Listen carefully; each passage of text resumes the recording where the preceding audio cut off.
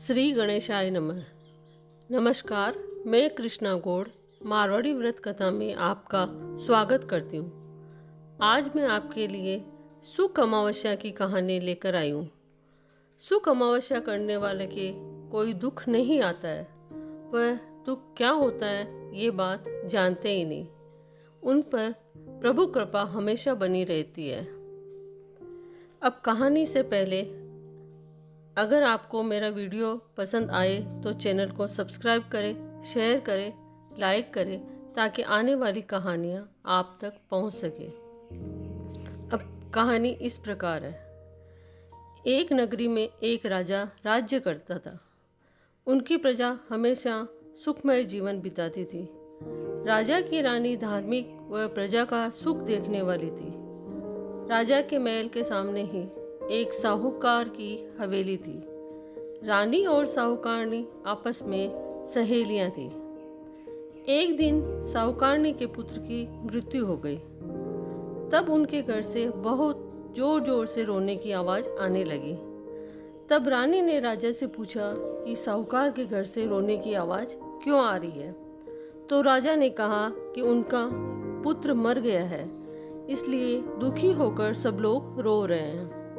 रानी ने राजा से पूछा कि ये दुख क्या होता है।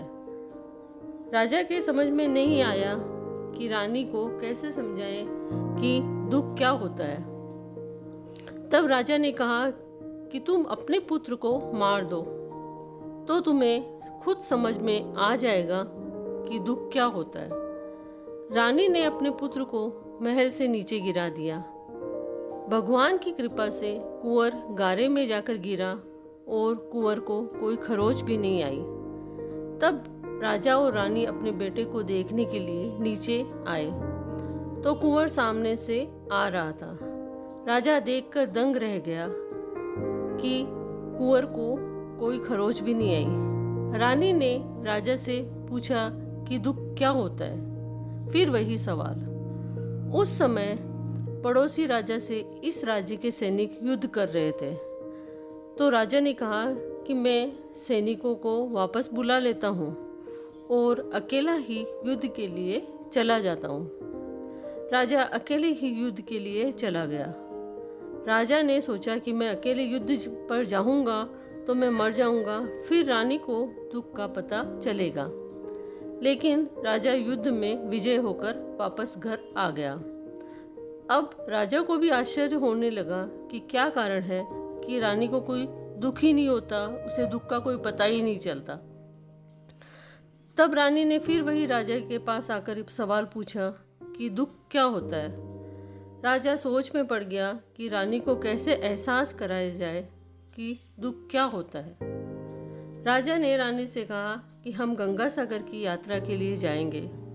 वहाँ गंगा में मैं कूद जाऊंगा, तब तुम्हें एहसास होगा कि दुख क्या होता है। राजा और रानी यात्रा की पूरी तैयारी करने लगे और गंगा सागर की यात्रा के लिए प्रस्थान कर दिया। कैलाश पर्वत पर भगवान शिव ने पार्वती जी से कहा कि चलो धरती पर देखते हैं कि सुखी आत्मा कौन सी है, आपको सुखी आत्मा के दर्शन कराऊं। शिव जी ने बकरे का तथा पार्वती जी ने बकरी का रूप धारण किया और एक मैदान था, वहाँ पर अच्छी घास लगी हुई थी और बावड़ी थी, तो वहाँ पर दोनों चढ़ने लग गए। तभी वहीं पर राजा और रानी आ गए। रानी ने कहा कि यहाँ पर हरियाली अच्छी है और बावड़ी भी है। थोड़ी देर विश्राम करके भोजन कर फिर आगे के लिए प्रस्थान करेंगे। राजा और रानी ने खाना खाया और उसके बाद राजा पानी लेने के लिए बावड़ी पर चला गया। तभी शिवजी और पार्वती जी बातें करने लगे कि इस रानी को दुख क्यों नहीं मिला, इसका क्या कारण है। बकरे और बकरी को मनुष्य जैसे बातें करते देख रानी उनकी बातें सुनने लगी। तभी बकरे ने कहा कि इस रानी ने पिछले जन्म में सुख अमावस्या का व्रत किया था, इसलिए ये इस जन्म में रानी बनी और सुख का आनंद ले रही है। सती इस रानी के पास दुख कभी भी नहीं आता है। रानी ने सारी बातें सुन ली।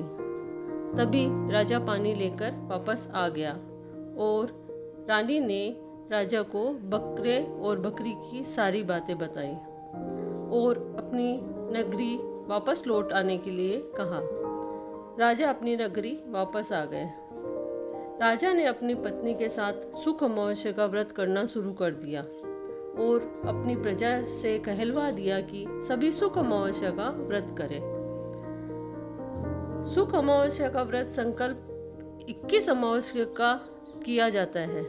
पहली 5 अमावस्या तक गेहूं और लाल कपड़े का दान करते हैं, फिर 5 अमावस्या मूंग, उसके बाद 5 अमावस्या तक चना, बाद में 5 अमावस्या मक्का और अंत में चावल का दान करें।